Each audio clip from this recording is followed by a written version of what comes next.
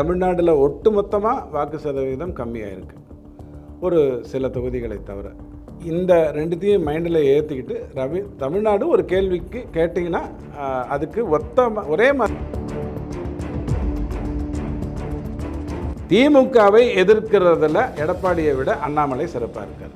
அவ்வளோதான் மாற்றி ஓட்டு போடுறதுக்கான காரணம். வேறு எதுவுமே அந்த இடத்துல வராது. நீலகிரியை பொறுத்த வரைக்கும் எல்முருகன் ராஜ்யசபாலேருந்து லோக்சபா மூலமாகவே இன்றைக்கி அது பிரச்சனை இல்லைங்க. நாட்டை முதல்ல மதத்துலேருந்து காப்பாற்றணும் அப்படின்லாம் குழப்பினீங்கன்னா மக்கள் முதல்ல. ஆனால் கோயம்புத்தூர் அதிமுகவுடைய கோட்டை அப்படின்னு நீங்கள் சொன்னாலும் நான் 2 தேர்தலை உங்களுக்கு உதாரணமாக சொன்னேன். 96லும் அது கரப்ஷனுக்கு எதிராக அடித்து தூக்கி போட்டு. அதே மாதிரி இந்த எல்முருகனுக்கு நீங்கள் இந்த ஆர்எஸ் ராஜ்யசபா சீட்டு, அதுக்கப்புறம் திருப்பி போனார், பதவி ஏற்றார், இதெல்லாம் ஏன் வந்ததுன்னா அந்த இடத்துல அதிமுகக்குன்னு ஒரு ஸ்ட்ராங் பொசிஷன் இருந்தது. அதிமுக பிஜேபியின் பக்கம் வருவதற்கான நியாயமான காரணம். தமிழ் ஜனம் நேயர்களுக்கு வணக்கம். இன்னைக்கு நம்மளோட அரசியல் விமர்சகர் டிடிஎஸ் ரவிச்சந்திரன் சார் இருக்காரு. நிறைய விஷயம் பேச போகிறோம். சார் வணக்கம். சார் வணக்கம். சார், நாடாளுமன்ற தேர்தல் முடிஞ்சதுலேருந்து மக்களுக்கு ப்ரிடிக்ஷனில் ரொம்ப ஆர்வமாக இருக்காங்க. யார் எந்தெந்த தொகுதியில் யார் யார் வருவாங்க அப்படின்ற மாதிரி உங்களோட ப்ரிடிக்ஷனை சொல்லுங்கள் சார். இப்போ 3 விஷயத்தை நீங்கள் ஞாபகம் வச்சுக்கோங்க. தமிழ்நாடு ஒரே மாதிரி ஓட்டு போடும், நம்பர் 1. தமிழ்நாட்டில் ஒட்டுமொத்தமாக வாக்கு சதவீதம் கம்மியாக இருக்குது, ஒரு சில தொகுதிகளை தவிர. இந்த ரெண்டுத்தையும் மைண்டில் ஏற்றிக்கிட்டு தமிழ்நாடு ஒரு கேள்விக்கு கேட்டிங்கன்னா அதுக்கு ஒரே மாதிரி பதிலை சொல்லும். அது மாறி மாறி பதிலெல்லாம் குழப்பாது, நம்பர் 1. அஃபிலியேஷனுங்கிறது வேறு, லாயல்ட்டிங்கிறது வேறு. அதில் நீங்கள் மாற்ற முடியாது. அது கண்மூடித்தனமாக இருக்கிற ஒரு விஷயம். அது நாஸ்திகனாக இருந்தாலும் கண்மூடி தான், ஆஸ்திகனாக இருந்தாலும் கண்மூடி தான். அந்த கதை வேறு. யோசிப்பாங்க அப்படிங்கிற அடிப்படையில். 4வது ரொம்ப முக்கியம், இந்த தேர்தலில் வைக்கப்பட்ட கேள்வி என்ன? மோடி வேண்டும் அப்படின்னு பிஜேபி சைடில் இருந்து, மோடி வேண்டாம் அப்படிங்கிறது திமுக சைடில் இருந்து. அதிமுக சைடில் இருந்து அப்படி எதுவுமே கேட்டுக்கல. திமுக வாக்கு எதிர்வாக்கே எனக்கு தான் வரும், அதனால் எனக்கு தான் வந்திருக்குன்னு அவர் கோணிப்பையை எடுத்து வச்சுட்டு நின்றாருங்கிறத தவிர அவர் பெருசாக எந்த கேள்வியும் எடுத்து உங்கள் முன்னாடி வைக்கல. இதுதான் அடிப்படை விஷயம். இப்போ நீங்கள் வடசென்னை எடுத்துக்கிட்டீங்க அப்படின்னு சொன்னால், ராயபுரம், ஆர்கே நகர், அதனுடைய பேட்டர்ன் இந்த 17 தேர்தலில் நான் எப்படி பார்க்குறேன் அப்படின்னா, 96ல் அவன் என்ன பண்ணான்? கோபமாக வந்தானா? 2011 கோவப்பட்டானா? கரப்ஷன் தானே அந்த 2த்துக்கும். 2006 அவன் ஆரவாரித்தானா? பிரிந்தானா? விஜயகாந்துங்கிறதுக்காக பிரிந்தானா? அவர் ஜெயிக்கல. ஒரு தொகுதியில் தான் ஜெயிச்சார், மற்ற எதுலையும் ஜெயிக்கல, அது வேறு விஷயம். ஆனால் அவன் வாக்கு மார்ஜின் எப்படி கம்மியாச்சு? 2019 விக்டரி மார்ஜின் எப்படி இருந்தது? ஒரு 7 தேர்தலில் வேறு விதமாக இருந்தது. அதே 2021 அதே கூட்டணி மைனஸ் தேமுதிக இந்த பக்கம், மற்றதெல்லாம் அதே கூட்டணி. அப்போது அந்த 18% அதிமுக வாங்கின 2019க்கும் 33% வாங்கின 2021க்கும் அவனுடைய ஏற்றம் எங்கே வருது? யார் உடனே ஏறி வந்தாங்க? எந்த தொகுதி ஏறி வந்தது? அப்படிங்கிற அடிப்படையில் வெயிட்டட் ஆவரேஜ்னு சொல்லுவோம். இது பிளாட் அனாலிசிஸ், இப்படி தான் ஓட்டு போட்டாங்கங்கிற பிளாட்டு, அதில் ஒரு வெயிட்டட் ஆவரேஜ். அதிகமாக அந்த தொகுதியில் வெற்றி பெற்றிருக்கிறது திமுகவா அதிமுகவா? இவ்வளோ தானே நம்மகிட்ட. இது எப்படி பிஜேபிக்கு மாறும் அப்படின்னு கேட்டிங்கன்னா, ஒரு தொகுதி தன்னை அதிமுகவுக்கும் திமுகவுக்கும் முக்கியமான நேரங்களில் மட்டும் லைட்டாக மாற்றிக்கிட்டு வருதா, அது இன்றைக்கும் மாறும். ஏன்னா அதிமுக எதிர்வாக்கு பிஜேபிக்கு போகலாம், திமுகவுக்கு தான் போகணுங்கிற அவசியம் இல்லை. திமுக எதிர்வாக்கு பிஜேபிக்கும் போகலாம், அதிமுக கிட்டேருந்து. பிஜேபிக்கு தனியாக இங்கேருந்தோ ஆக்லாண்ட்லேருந்து மக்கள் வாக்குப்பாடுக்கு போகிறதில்ல, நம்ம ஆளுங்க தான் வாக்களிக்க போகிறாங்க. ஸோ இங்கேருந்து பிரிஞ்சு வர போகிறாங்க. பிஜேபியோடைய எதிர்வாக்கு யாருக்கு போகும்? பிஜேபியோட எதிர்வாக்கு திமுகவுக்கு போகுமா அல்லது அதிமுகவுக்கு போகுமா? இங்கே என்ன ஆகிடுது? பிஜேபியோட எதிர்வாக்கு வீட்டில் படுத்து தூங்கிடுச்சு. கரெக்டாக? அது வரல. அது ஆக்சுவலாக திமுகவுக்கு போயிருந்துருக்கணும். பட் அவனுக்கு என்ன தோணிடுச்சு? என்ன போனால் மட்டும் என்ன ஆக போகுது? அவர் தான் அங்கே வரப்போகிறாரு. அக்கா அந்த மாதிரி வட சென்னை ரொம்ப காலமாக ஒரு ஒரு ஒரு அதிருப்தியில் இருக்குன்னு எடுத்துக்கலாமா? இல்லை வட சென்னை, தென் சென்னை, மத்திய சென்னை 3மே இந்த பைப்போலாருக்குள்ளேயே திமுக கிட்டேயே ஸ்ட்ராங்காக இருந்த ஒரு தொகுதி. ஆனால் நீங்கள் கூர்ந்து கவனிச்சிங்க அப்படின்னு சொன்னால் 96ல் எப்படி பொங்கணுமோ அப்படி பொங்கிச்சு. அதே 2011 எப்படி பொங்கணுமோ அப்படி பொங்கிச்சு. இங்கே அதிமுகவுக்கு எதிராக பொங்கணும், அங்கே திமுகவுக்கு எதிராக பொங்கணும். இதுதான் நான் உங்களுக்கு சொல்கிறேன். தேர்தல் வாரியாக நீங்கள் கூர்ந்து கவனித்தீர்கள் என்று சொன்னால், அந்த 17 தேர்தல்லையும் அது போட்டிருக்கிற வாக்குகளை எடுத்து வச்சு சொன்னீங்கன்னா, பெரம்பூரை பொறுத்த வரைக்கும் நீங்கள் தலைகீழல் இருந்தாலும் அது திமுக பக்கம் தான் நிற்கும். நீங்கள் எதுவும் கேள்வி கேட்டு ஒன்றும் பிரயோஜனம் இல்லை. திருவிக நகர் டிவிக நகர் சொல்கிறீங்க இல்லையா, அதுவும் திமுக பக்கம் தான் நிற்கும். கொளத்தூர் ஐயாவுடைய தொகுதி அப்படியே ரொம்ப பிரச்சனை வந்தாலும் ராத்திரி மத்தியானம் 4 மணிக்கு போய் பூத்துலலாம் பார்ப்பார், எல்லாம் கரெக்டாக வருதில்ல அப்படின்னுவார். அப்படி அதுக்கேற்ற மாதிரி 2021 அவருக்கு தான் அந்த வாக்கு வந்தது. அப்படி தான் வரும். ஆனால் ஆர்கே நகரும் ராயபுரமும் அண்டு இது தேனாம்பேட்டம் இந்த திருவத்தியூரும் இந்த 3 தொகுதியும் உறுதியாக பிஜேபியை சார்ந்து நிற்கும். வட சென்னையை பொறுத்த வரைக்கும் இந்த வாக்கு கம்மியாக இருக்கிறது சரியான அறிகுறி இந்த விஷயத்தில், வேறு எதுவுமே கிடையாது. அடுத்த கொஸ்டினை பொறுத்த வரைக்கும் தென்சென்னை எடுத்துக்கிட்டிங்கன்னா அடிப்படையில் தென்சென்னை வந்து வேளச்சேரி பக்கம் போய் நீங்கள் திமுகவுக்கு வாக்கு கேட்டிங்கன்னா ரொம்ப கோவப்படுவாங்க. ஏன்னா அவங்க பாவம் 4000 கோடியில் நிம்மதியாக இருந்தவங்க திடீர்னு பார்த்தா தெருக்கோடிக்கு வந்து நின்றாங்கங்கிறது அங்கே தான் நடந்தது. அதே மாதிரி நீங்கள் டி நகரையும் வந்து நீங்கள் ஒன்றுமே பண்ண முடியாது. டி நகர் வேளச்சேரி கோவப்படுறதுங்கிறது யதார்த்தமாக நடந்திருக்கிற ஒரு விஷயம். சைதாப்பேட், சோழிங்கநல்லூர் அண்ட் விருகம்பாக்கம் இது திமுகவை சார்ந்து நிற்பதற்கு வாய்ப்பு இருக்குது.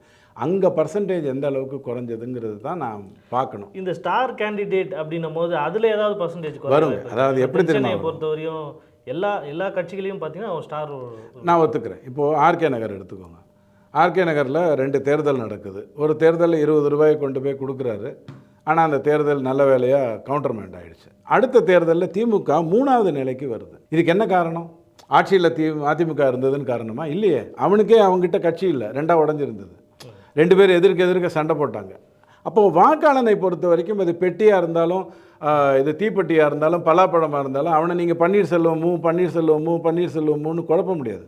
அவனுக்கு தெளிவாக தெரியும். அவன் ஞாபகம் வச்சுக்க வேண்டியது என்ன, பலாப்பழத்தை மட்டும்தான் அவன் ஞாபகம் வச்சுக்கணும். போனால் பலாப்பழத்தை பார்த்தனா குத்துனா வெளில வந்தான், இல்லையா போனால் பலாப்பழத்தை பார்த்தான், அதை தவிர மற்றது எல்லாத்தையும் குத்திட்டு வந்தான், வேலை முடிஞ்சிருச்சு. இவ்வளவு தான். இன்றைக்கி அவனை முன்னாடி மாதிரிலாம் அவனை கன்ஃபியூஸ் பண்ண முடியாது. இன்றைக்கும் சின்னத்திற்கென்று ஒரு மரியாதை இருக்குது. அது 50+க்கு 50- சின்னம்ங்கிறது முக்கியம் இல்லை. ஆனால் அவனுக்கு தெரியும் நான் ஓட்டு போடணும்னா யாருக்கு ஓட்டு போன வாட்டி 39 பேரை நம்ம அனுப்பிச்சி வச்சோம். ஒரு 20 பேரை யாரையாவது சொல்லுங்கள். திமுக அண்ணா அறிவாலயத்துக்கே போயிட்டு, சார் போன வாட்டி ஒரு 39 எம்பி உங்களுக்கு 38 எம்பி உங்கள்கிட்டருந்து போனாங்களே, அதில் ஒரு 20 எம்பி பேரை சொல்லுங்கன்னா அவன் கூப்பிடுவான். ரமேஷ் அது யார்? அவன் ரமேஷ் கூப்பிடுவான். சுரேஷ் அது ஏன்னா அவனுக்கே தெரியாது. ஆனால் எது தெரியும்? உதயசூரியன்னு தெரியும். லாஸ்ட் டைம் ஒரு வெறித்தனமான ஒரு ஆன்டி பிஜேபி இருந்தது. 4 லட்சம் 3 லட்சம்னு வாக்கு போட்டு கொடுத்துட்டாங்க. தென்சென்னையை பொறுத்த வரைக்கும் உங்களுக்கு ஒரு சௌரியம், ஸ்டாரும் வந்து உங்களுக்கு தெளிவாக வந்து நிற்கிறாங்க. அதே மாதிரியே வட சென்னையையும் பொறுத்த வரைக்கும் உங்களுக்கு வந்து ஸ்டார் நிற்கிறாங்க, ஒன்றும் குழப்பமே இல்லாமல். அதாவது வாக்காளர் தேர்வில் பிஜேபி எங்கேயுமே சொதப்பலை. என்னை கொண்டு போய் நான் அண்ணாமலையாக ஆக முடியாது, ஆனால் என்னை கொண்டு போய் அண்ணாமலையாக நீங்கள் மாற்றிருந்தீங்கன்னா நான் என்ன பண்ணியிருப்பேன், தமிழிசை அம்மாவை கன்னியாகுமரியில் நிறுத்தி வச்சுருப்பேன். குடும்பத்துக்குள்ளே சண்டை போட்டுக்கோங்க, யாரோ ஒருத்தர் வாங்க, எப்படியா இருந்தாலும் 2 பேரும் நாட்டுக்கு சேவை பண்ண போகிறீங்க அப்படின்ட்டு விட்டுருப்பேன். அவங்கள கொண்டு வந்து நான் சென்னையில் நிறுத்தி வச்சுருக்க மாட்டேன். என்னோடய அபிப்பிராயம். நான் இருந்தால் நல்ல வேலையாக நான் அண்ணாமலையாக இல்லாததுனால எல்லாமே நல்லா நடக்க போகுது, அது வேறு விஷயம். அதே மாதிரி தென்காசியில் வந்து இவர் வந்தால் நல்லது அப்படின்னு ஒரு பர்செப்ஷன் இருந்தது இல்லையா, அதில் நான் வேறு மாதிரி முடிவு எடுத்திருப்பேன். ஆனால் அங்கே கரெக்டாக ஒர்க் பண்ணியிருக்காங்க, அது தெளிவாக தெரியுது. வாக்கு மைனஸ்லேயும் அது தெளிவாக தெரியுது. ஸோ தென் சென்னை, மத்திய சென்னை, நேற்றுக்கு என்ன கேட்டிருந்தீங்கன்னா நான் வேறு மாதிரி பதில் சொல்லியிருப்பேன். நான் என்ன சொல்லியிருப்பேன், இப்போ மத்திய சென்னை எடுத்துக்கிட்டிங்கன்னா வில்லிவாக்கம், எக்மோர், அண்ணா நகர், சேப்பாக்கு, ஆர்பர் எல்லாமே திமுகங்க. அங்கே போய் நீங்கள் என்ன கொடி நட்டாலும் ஒன்றும் வேலைக்கு ஆகாது. மிஞ்சி போனால் 1000 விளக்கும் புரசவாக்கம் இப்போ உங்கள் தொகுதியில் 1000 விளக்கு மட்டும் உங்களுக்கு வந்து வாக்கு போடுறதுக்கு வாய்ப்பு இருக்குது. ஏன்னா அதுக்குன்னு ஒரு அஃபினிட்டி டுவர்ட்ஸ் அதிமுக முதல்ல இருந்தது. இப்படி சொல்லியிருப்பேன். ஆனால் இன்றைக்கி என்னால் ஏன் ஆணித்தரமாக சொல்ல முடியும்னா, திமுக வாக்காளர்கள் ஓட்டு போடவில்லை. அதிமுகவுக்கு போடணும்னு நினச்சவங்க எந்திரிக்கவே இல்லை, 2 பெட்ஷீட் வாங்கி படுத்து தூங்கிட்டாங்க. இப்படி என்னால் சொல்ல முடியும். இந்த 3 தொகுதியை பொறுத்த வரைக்கும் கண்டிப்பாக பிஜேபிக்கான பிரகாசம் தெளிவாக இருக்குது. ஆனால் அது சென்னையில் திமுகவின் கோட்டைங்கிறதுல எந்த மாற்று கருத்தும் எனக்கு இல்லை. அதுக்கடுத்த தொகுதின்னு பார்த்தீங்கன்னா வந்து நம்ம விருதுநகர் தொகுதி, அது ஒரு ஸ்டார் கேண்டிடேட்டு, ஒரு ராதிகா மாதிரி. அவங்கள ஸ்டார்னு நான் அந்த ஸ்டார்ன்ற அடிப்படையில் நான் சொல்ல மாட்டேன். இப்போ ராதிகா மேடம் வந்து எனக்கு பரிச்சயமானவங்க, அதில் வந்து மாற்று கருத்து இல்லை. அதாவது சார், நான் வந்து முடிவு பண்ணிட்டேன், மீன் வாங்கணும்னா இங்கே தான் போய் வாங்கணும்னு முடிவு பண்ணிட்டேன். அங்கே போய் நான் ஐர மீனை வாங்குறேங்கிறதுக்கு காரணங்கள் இருந்துட்டு போகலாம். ஆனால் நான் அந்த கடைக்கு போகணும்னு முடிவு பண்ணிட்டேன். அது பிஜேபியாக இருந்தால் பிஜேபி, திமுகவாக இருந்தால் திமுக அப்படிங்கிற அடிப்படையில். ஸோ அந்த ஆங்கில நான் போயாச்சு. இப்போ எனக்கு ராதிகா அம்மா இருக்காங்க, அதனால் நான் ஓட்டு போடுறேங்கிறது வந்து ஆடட். அந்த விக்ட்ரி மார்ஜினை அதிகப்படுத்துறதுக்கு தான் இந்த மாதிரியான கேண்டிடேட்ஸ் உதவுவாங்களே ஒழிய விக்ட்ரிக்கே உதவுவாங்களா அப்படின்னு கேட்டால் எனக்கு தெரிஞ்சு இல்லை. அதே போல் வேலூர், நீங்கள் எப்படி மத்திய சென்னையை சொன்னீங்களோ அதே மாதிரியான திமுகவோட கோட்டையாக இருக்கக்கூடிய வேலூர், அதுலேயும் பார்த்தீங்கன்னா பெரிய ஸ்டார். நல்ல வேளை நீங்கள் வேலூர் ஞாபகப்படுத்துனீங்க. போன தேர்தல் 2019 5 லட்சம் 3 லட்சம் 4 லட்சம் வாக்கு வித்தியாசத்தில் ஒரு 7 தொகுதியில் மட்டும் இந்த 4 பேர் இருக்காங்க இல்லையா, மத்திய ஐஎம், சீமான், இவங்கெல்லாம் சேர்ந்து வாங்கிய வாக்குகள் விக்ட்ரி மார்ஜினுக்கு அளவாக வந்தது. இவங்க 4 பேர் சேர்ந்து வாங்கிய வாக்குகள் விக்ட்ரி மார்ஜினுக்கு அளவாக வந்தது. ஆனால் வேலூரில் ஜெயிச்சிட்டாங்க, அது கவுண்டர்மேண்ட் ஆயிடுச்சு. அதற்கு பிறகு ஒரு தேர்தல் நடக்குது. அந்த தேர்தலில் 3000 வாக்கு வித்தியாசத்தில் உங்களுக்கு வந்து இவர் ஏசி சண்முகம் வந்து தோக்குறாரு. அதுக்கு இன்னொரு காரணமாக சொல்லப்படுறது அன்றைக்கி ட்ரிபிள் தலாக் அன்றைக்கி காலையில் தான் வந்தது, மக்கள் கன்ஃபியூஸ் ஆகிட்டாங்க. ஆனால் இப்போ நீங்கள் வேலூரை பொறுத்த வரைக்கும் எழுதி வச்சுக்கோங்க, ட்ரிபிள் தலாக் அப்படிங்கிறது வந்து பெண்களை பொறுத்த வரைக்கும் ரொம்பவும் அற்புதமான ஒரு விஷயம். யூனிஃபார்ம் சிவில் கோட் அப்படிங்கிறது இஸ்லாத் சகோதரிகளை பொறுத்த வரைக்கும் ரொம்ப தெளிவான விஷயம். ஏசி சண்முகத்துக்கு எந்த ஒரு நெகட்டிவிட்டியும் கிடையாது. போன முறையே கதிரானந்த் வந்து 3000 வாக்குகளில் வேறுபட்டார். ஆக வேலூர் தொகுதியில் இப்போ இருக்கக்கூடிய இந்த ட்ரெண்ட் ப்ளஸ் மைனஸ் ஓட்டிங் அந்த ஆங்கிள்லாம் நீங்கள் பார்த்தீங்கன்னா கண்டிப்பாக வேலூரில் அவர் ஜெயிப்பதற்கு நிறைய வாய்ப்பு இருக்குது. அதே போல் பெரம்பலூர் தொகுதியை எப்படி பார்க்குறீங்க சார்? பெரம்பலூர் என்ன ஆயிடுச்சுன்னா, தமிழ்நாட்டை வந்து ஒரு வேட்பாளருக்கான தொகுதின்னு பார்க்க மாட்டாங்க. ஏன்னா எம்ஜிஆராக இருந்தாலும் அவர் ஆண்டிப்பட்டியில் நின்றுருக்காரு, இங்கே நின்றுருக்காரு, ஜெயலலிதா அம்மாவும் அங்கே நின்றுருக்காங்க, இங்கே நின்றுருக்காங்க, இப்படியெல்லாம் இருந்திருக்கு. அந்த மாதிரி ஒரு வேட்பாளர் டு ஒரு தொகுதி அப்படிங்கிற அந்த அஃபினிட்டி வந்து ஃபெவிகால் போட்டு ஒட்ட வச்ச கதையெல்லாம் தமிழ்நாட்டில் எங்கேயுமே கிடையாது. அஃப்கோர்ஸ் ஈவா வேலு ஐயா வந்து 9000 கோடிலாம் வச்சுருந்தா அவருக்கு திருவண்ணாமலை எழுதி கொடுக்குறதுல ஒன்றும் தப்பே கிடையாது. ஜெகத் ரட்சகன் ஐயா வந்து பல ஆயிரம் கோடி வச்சுருக்காருன்னா அவருக்கு ஒரு தொகுதி எழுதி வைக்கிறதுல ஒன்றும் தப்பு கிடையாது. டிஆர் பாலு பல ஆயிரம் கோடி கையில் வச்சுருந்தாலும் தஞ்சாவூரில் தோக்கணும்னா தோத்தாரு, தாம்பரத்தில் ஜெயிக்கணும்னா ஜெயிச்சாரு, ஸ்ரீபெரும்புத்தூரில் ஜெயிக்கணும்னா ஜெயிச்சாருங்கிற மாதிரி பணம் பயங்கரமாக விளையாடிடுச்சுன்னா நீங்கள் டாக்டராகவே ஆகலாம். அதில் என்ன இருக்குது? தயாநிதி ஐயாவோட பொண்ணாக இருந்தவனா நீங்கள் பணம் இருந்தாலும் டாக்டர் ஆக முடியாதுங்கிற கஷ்டம்லாம் உங்களுக்கு வந்திருக்கும்.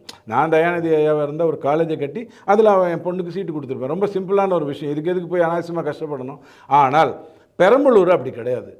ஐயாக்குன்னு ஒரு வேலை அங்கே இறங்கி செஞ்சுருக்காரு. 3 தேர்தலில் வந்து அவர் சந்திச்சிட்டாரு.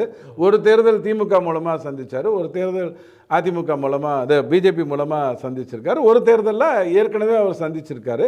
அவருக்கும் அந்த தொகுதிக்குமான ஒரு அஃபினிட்டிங்கிறது வந்து அந்த இடத்துல தெளிவாக இருக்குது. அதனால் பாரிவேந்தர் ஐயா தோற்பதற்கான காரணங்கள் எனக்கு தெரியல. விக்ட்ரி மார்ஜின் எப்படி இருக்குங்கிறது பார்த்தா தெரியும். அதே மாதிரி நீலகிரி தொகுதி அது வந்து ஒரு ரிசோர்ட் தொகுதின்னு சொல்லலாம், அந்த மாதிரியான. இல்லைங்க, அது நீங்கள் நீலகிரி உங்களுக்கு ஞாபகம் இருக்காது. முன்னெல்லாம் பிரபுன்னு ஒரு கேண்டிடேட் இருப்பார். வெள்ளை சொக்கா வெள்ளை பேண்ட் தான் போட்டிருப்பார், ரொம்ப ஹைட்டாக இருப்பார், பார்க்குறதுக்கு ஹேண்ட்ஸமாக இருப்பார். அவர் தான் ஜெயிச்சுட்டு இருந்தார். எதுக்கு ஜெயிச்சாருன்னு அவருக்கும் தெரியாது, ஏன் தோத்தாங்கன்னு மற்றவங்களுக்கும் தெரியாது. அப்படி தான் ஒரு தொகுதி அது. ஆனால் நீலகிரியை பொறுத்த வரைக்கும் தமிழ்நாட்டில் நீங்கள் எல்லோரும் என்ன சொல்வீங்க? பொதுவாக என்ன சொல்லுவாங்க? பிஜேபி என்றால் மத சார்போடு நிற்கும். ஆனால் அதுக்கு ஸ்ட்ராங் தொகுதி எதுன்னு கேட்டால் கன்னியாகுமரி. அங்கே எப்படி இருக்குது? எல்லா மக்களும் இருக்காங்க. நீலகிரி எப்படி இருக்குது? எல்லா மக்களும் இருக்கிற ஒரு தொகுதி. கன்னியாகுமரியில் எல்லா மக்களும் இருக்கிறதுக்கு காரணம், நீலகிரியில் எல்லா மக்களும் இருக்கிறதுக்கு காரணம் என்ன அப்படின்னு கேட்டிங்கன்னா, அந்த குறிப்பிட்ட மதம் மாற்றுகின்ற ஒரு அமைப்பு கடலோர மாவட்டங்களையும் மலை பிரதேசங்களையும் பார்டர் பிரதேசங்களையும் தாக்கி அங்கே ஆக்கிரமிச்சிடும். நாட்டில் நீ எப்படி நான் 40 வருஷம் கழித்து இந்த நாட்டை எடுத்துக்கிறேன் அப்படிங்கிற மாதிரி நிற்கும். நீலகிரியில் அதுவும் நடக்கின்ற ஒரு விஷயம். எல்லா மதத்துக்காரர்களும் இருக்காங்க. ஆனால் நீங்கள் நீலகிரியை கூர்ந்து கவனிச்சிங்க அப்படின்னு சொன்னால் மேட்டுப்பாளையம், அவினாசி அண்டு பவானி சாகர் இது வந்து அதிமுக பக்கம் ஸ்ட்ராங்காக நிற்கும். அதே நீங்கள் குன்னூர், கூடலூர் வந்து திமுக பக்கம் ஸ்ட்ராங்காக நிற்கும். உதகமண்டலம்னு சொல்கிற அந்த ஊட்டி வந்து பிஜேபியோடைய இதுபாவமே, அதாவது ஒரு ஆக்கிரமிப்பு இருக்கக்கூடிய ஒரு இடமாயிடும். இப்போ அதிமுகவில் இருக்கிறவங்க ஜெயிப்பாங்க அப்படின்னு நீங்கள் பார்த்தீங்க அப்படின்னு சொன்னால், அதிமுகவில் இருக்க இந்த எல்முருகனுக்கு வந்து நீங்கள் இந்த ஆர்எஸ் ராஜ்யசபா சீட்டு, அதுக்கப்புறம் திருப்பி போனார், பதவி ஏற்றார், இதெல்லாம் ஏன் வந்ததுன்னா அந்த இடத்துல அதிமுகக்குன்னு ஒரு ஸ்ட்ராங் பொசிஷன் இருந்தது. அதிமுக பிஜேபியின் பக்கம் வருவதற்கான நியாயமான காரணம் இருந்தது. இவங்க மாற்றி சொல்லிட்டாங்க, பிஜேபி காத்துட்டு இருந்தது, கதவை திறந்ததுன்னு. அந்த மாதிரி இல்லை, அவங்க தான் வருவாங்கங்கிற ஒரு சூழ்நிலை இருந்தது. அவங்க பொசிஷனில் நின்றுட்டாங்க. இப்போது நீலகிரியை பொறுத்த வரைக்கும் அது தேசிய கட்சிக்கு ஓட்டு போட்டுக்கொண்டே வந்திருக்கிற ஒரு தொகுதி. எல்முருகன் ஸ்ட்ராங்கான ஒரு கேண்டிடேட். மேட்டுப்பாளையம், கோயம்புத்தூர் இந்த இடத்துலலாம் யாத்திரைக்கு போகும்போது அண்ணாமலைஜிக்குன்னு நீலகிரியில் ராத்திரி 3 மணிக்கு ஒரு நாள் கேன்சல் ஆகிடுச்சு. அவர் டெல்லி போக வேண்டி வந்துருச்சு. திருப்பி அந்த மீட்டிங்கை யாத்திரையை அடுத்த சில நாட்களில் நடத்துகிறாங்க, கூட்டம் வருது அப்படிங்கிற மாதிரியான ஒரு தொகுதியாக இருக்கிறதுனால அதிமுகவுடைய தொண்டன் ஒரு முடிவு எடுக்கிறான். என்னை பொறுத்த வரைக்கும் திமுகவை எதிர்க்கிறதுல எடப்பாடியை விட அண்ணாமலை சிறப்பாக இருக்கார். அவ்வளோதான் மாற்றி ஓட்டு போடுறதுக்கான காரணம். வேறு எதுவுமே அந்த இடத்துல வராது. நீலகிரியை பொறுத்த வரைக்கும் எல்முருகன் ராஜ்யசபாலேருந்து லோக்சபா மூலமாகவே சேவை செய்ய போவாருங்கிறது என்னோட நம்பிக்கை. மிக முக்கியமான தொகுதி கோவை. போன முறையே வானதி சீனிவாசன் அவர்களுக்கும் கமல் அவர்களுக்கும் வந்து பயங்கரமான காம்படிஷன். அதாவது இறுதிக்கட்டம் வரையும் வாக்குச்சாவடியிலே இருந்து அதை இது பண்ணுறதா நம்ம பார்க்க முடிஞ்சுது. இந்த முறை அண்ணாமலை அவர்கள் அங்கே நிற்கிறாரு. எப்படி இருக்குது? இல்லை, நான் உங்களுக்கு கோயம்புத்தூரை பற்றி ஒன்று சொன்னேன். அந்த ஊருக்குன்னு ஒரு அற்புதமான ஒரு சான்டிட்டி உண்டு. ரொம்பவும் தெளிவாக நான் என் வேலையை பார்த்துக்கிறேன், எனக்கு உபத்திரம் பண்ணாத, அவ்வளோதான். நீங்கள் திருப்பூர், கோயம்புத்தூர் பக்கம் போகிறீங்க, எங்கள் தலைவருடைய பிறந்த நாள் நாளைக்கு பர்த்டே, இது பந்துன்றீங்கன்னு வச்சுக்கோங்க. அவன் பந்து விட்டுட்டு ராத்திரி பூரா விடி நைட்டு வேலை செஞ்சுட்டு வீட்டில் போய் படுத்து தூங்கிடுவான். அவனை நீங்கள் ஒன்றும் பெருசாக குழப்பலாம் முடியாது. அந்த அளவுக்கு ஒரு ஸ்ட்ராங்கான ஒரு தொகுதி. ஆனால் கொஞ்சம் அப்பாவித்தனமும் அந்த இடத்துல வரும். நீங்கள் இதெல்லாம் ரிமோட்டெல்லாம் தூக்கி அடித்த உடனே வந்துட்டாரியா, இந்த அதிமுக திமுகங்கிறது எனக்கு வேண்டாம், 3வது ஆள் ஒருத்தர் வேணும் அப்படின்னு நினச்சி ரிமோட்டெல்லாம் தூக்கி, அப்புறம் தான் தெரிஞ்சுது அவர் ரிமோட்டே அவர் கையில் தான் இருக்காமா. அவர் எத்தை தான் உடைச்சார், அவர் டிவியாவது உடைச்சாரா, ரிமோட்டையாவது தூக்கி போட்டாரான்னு தெரியல. என்ன தான் நீங்கள் கதை பேசினாலும் ஒரு தேர்தலில் நீங்கள் 1 லட்சம் 1.5 லட்சம் வாக்கு வித்தியாசம் வந்ததுனால அந்த தேர்தலில் விக்ட்ரி மார்ஜினுக்கும் மையம் வாங்கிய வாக்குக்கும் சம்பந்தமே கிடையாது. மையம் வாங்கிய வாக்குகளை விடத்தான் அதிகமாக விக்ட்ரி மார்ஜின் இருந்தது. அப்போ என்ன வித்தியாசம்? அவர் நின்றிருந்தாலும் ப்ராபப்ளி 2000 ஓட்டில் வின் பண்ணியிருப்பாங்க. அவர் நிற்கலைனாலும் அதே 1 லட்சம் ஓட்டில் வின் பண்ணியிருப்பாங்க. இவ்வளோ தான் அந்த வித்தியாசமாக அந்த தேர்தலில் இருந்தது. விக்ட்ரி மார்ஜினை பாதிக்கல. ஆனால் இந்த டைம், லாஸ்ட் டைம் நீங்கள் சொல்கிறீங்க இல்லையா, வானதி அக்காவுக்கும் கமலஹாசன் ஐயாவுக்கும் இந்த வித்தியாசங்கிறது ரொம்ப கம்மியான ஒரு. ஆனால் இப்போ அவர் டோட்டலாகவே தன்னை கலர் மாற்றிட்டார். ரொம்ப தப்பாயிடுச்சு. ஒன்றா கல்யாணத்தில் உள்ளே போய் பந்தியில் உட்காந்து சாப்பிட்ணும், இல்லை என்னை கூப்பிடலையா நான் அட்லீஸ்ட் வெளியில் உட்காந்து போடப்படுறத சாப்பிட்ணும். இது ரெண்டும் இல்லாத ஒரு நிலையிலேருந்து நான் அந்த கல்யாணத்தை பார்க்குறேன், அப்படி எனக்கு ஒரு சாப்பாடு வீட்டில் கேரியரில் வரும் அப்படின்னு நினைத்தது முட்டாள்தான். ஸோ கமலஹாசன் அங்கே ஒரு ஃபேக்டர் இல்லை. என்னை பொறுத்த வரைக்கும் is not a factor there. Not only there, T நகர்லேயும் அவரை வந்து நான் ஒரு முக்கியமான ஒரு ஃபேக்டராக நான் எடுத்துக்க மாட்டேன். ஏன்னா அவர் செஞ்சது மிக தவறான ஒரு முடிவு. அவர் திமுக பக்கம் போனதுக்காக நான் அப்படி பண்ணாருன்னு சொல்லலை.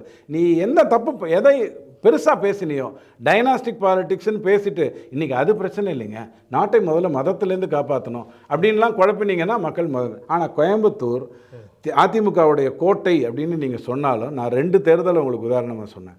96லும் அது வந்து கரப்ஷனுக்கு எதிராக அடித்து தூக்கி போட்டுச்சு.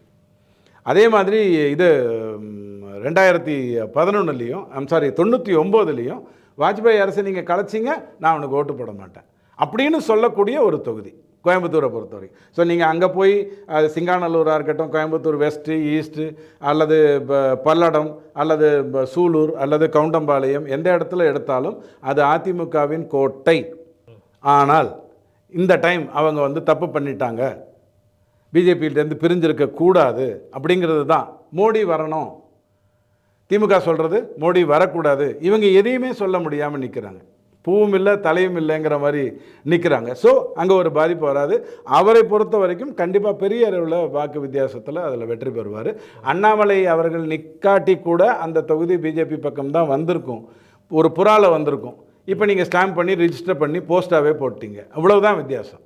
அந்த வெற்றி ஒரு புறா கொண்டு வந்து கொடுத்துருக்கும், ஒரு 4000 வாக்கு, 10,000 வாக்கு, 50,000 வாக்குங்கிற வித்தியாசத்தில். இப்போ நீங்கள் வந்து ஸ்டாம்ப் பண்ணி கொடுத்து விட்டீங்க, அவ்வளோதான் அதில் இருக்கிற ஒரு வித்தியாசம் என்னை பொறுத்த வரைக்கும். இந்த கன்னியாகுமரி, நாகர்கோவில் இந்த பெல்ட்லாம் பார்த்தீங்கன்னா பெரும்பாலும் இந்த கம்யூனிட்டி இந்த சார்ந்த, அதுவும் ஒரு ஸ்டார், அதாவது அரசியல் ஸ்டார் கொண்ட ஒரு இடம். நாகர்கோவில் எடுத்துக்கோங்க, அதாவது நாகை மாவட்டம் அப்படி எடுத்துக்கோங்க. கன்னியாகுமரி நான் உங்களுக்கு ஏற்கனவே சொல்லிட்டேன். நீங்கள் இந்தியா பூரா போய் பிஜேபி மத சார்புள்ள கட்சி, அது வந்து மத வெறி கட்சி, அது வந்து மதங்களை பிரிக்குது அப்படின்லாம் என்ன கதை விட்டாலும் கன்னியாகுமரியில் தான் அது ஜெயிச்சிருக்கு. அப்படின்னா என்ன அர்த்தம்? அங்கே வந்து இந்து மக்கள் எல்லாம் உணர்ச்சி வசப்பட்டு ஜெயிச்சிருச்சா? அந்த மாதிரி எதுவுமே கிடையாது.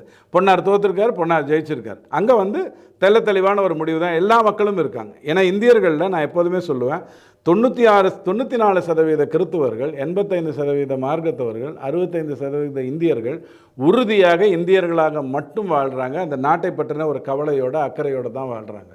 ஒரு 6% கிறிஸ்துவர்கள், 15% இஸ்லாத்தவர்கள் கூட்டமாக ஓட்டு போட்டு பழகிறதுனால விலை போயிடுறாங்க, கொஞ்சம் மாறி வந்துடுது.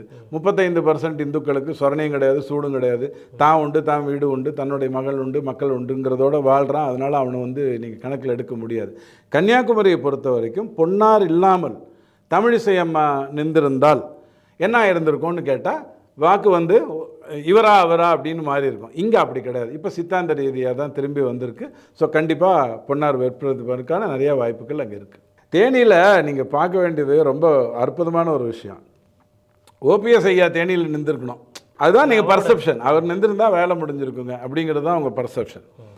அவர் நின்றுருந்தா கூட தினகரன் ஐயா அந்த கூட்டணியில் இருக்காருன்னா நான் கோவப்படுவேன்னா நான் கோவப்படுவேன் தானே. அவர் நின்றுருந்தா கூட தினகரன் ஐயாவை எனக்கு பிடிக்கல வச்சுப்போம், நான் கோவப்பட்டிருப்பேன்ல.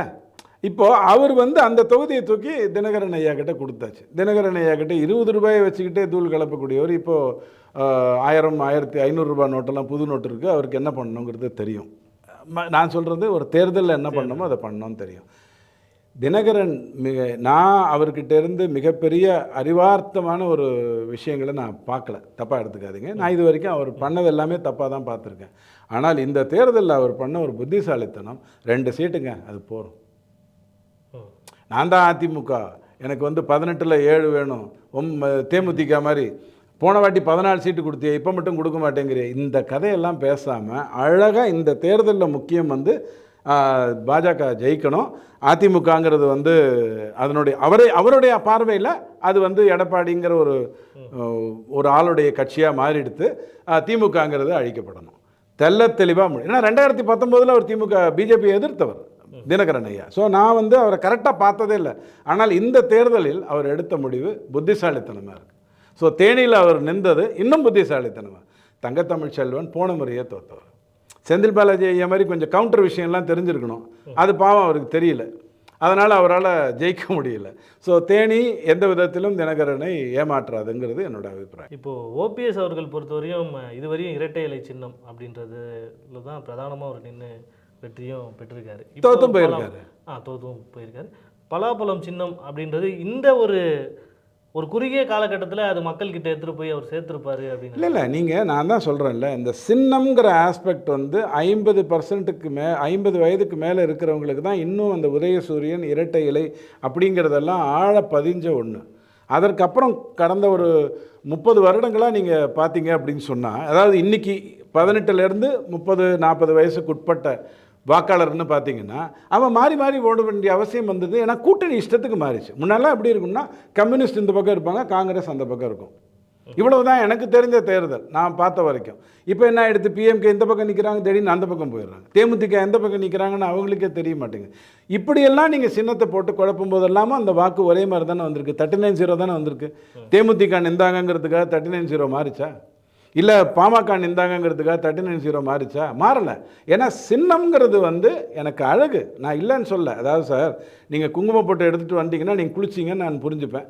அது இல்லைனாலும் எனக்கு நீங்கள் குளிச்சிங்களா இல்லையாங்கிறது எனக்கு பார்க்க தெரியும் இல்லை. அப்படித்தான் நீங்கள் அந்த ஆஸ்பெக்டை நீங்கள் எடுத்து பார்க்கணும். ஓபிஎஸ் ஐயாவுக்கு கடவுள் இந்த கூரையை பிச்சுட்டு கொடுப்பாங்கன்னு சொல்லுவாங்கள்ல, அவர் எல்லா விதத்திலையும் தோக்கிறதுக்கான வேலையை தான் பண்ணிகிட்டு இருந்தார்.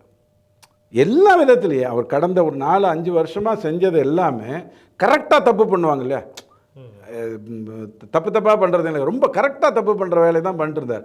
ஆனால் ஆண்டவன் அவரை எம்பி ஆக்கணும்னு முடிவு பண்ணிட்டான், அவருக்கு ஒரு வாய்ப்பு கொடுக்கணும்னு முடிவு பண்ணிட்டான்.